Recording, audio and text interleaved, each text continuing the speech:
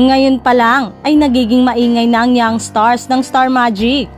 Muli kasing magsasama-sama ang ilan sa pinakamaningning na young star ng Star Magic sa pagbabalik ng Star Magical Prom ngayong March 14 na mapapanood ng live sa YouTube channel ng Talent Management Division ng ABS-CBN.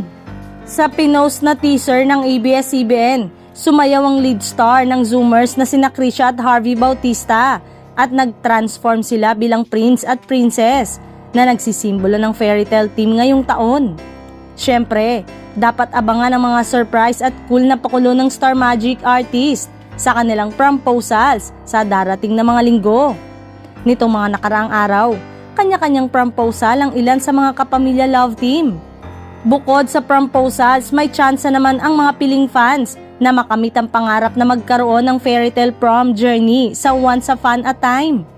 Mag-post lamang ng isang creative at unique proposal video kung saan tinatanong nila ang kanilang idolo para maging date sa gabing yon sa kanilang Facebook, X, Instagram o TikTok account kasama ang hashtag na Once Upon a Time. 2 fans ang mapipili ang magkakaroon ng magical prom makeover.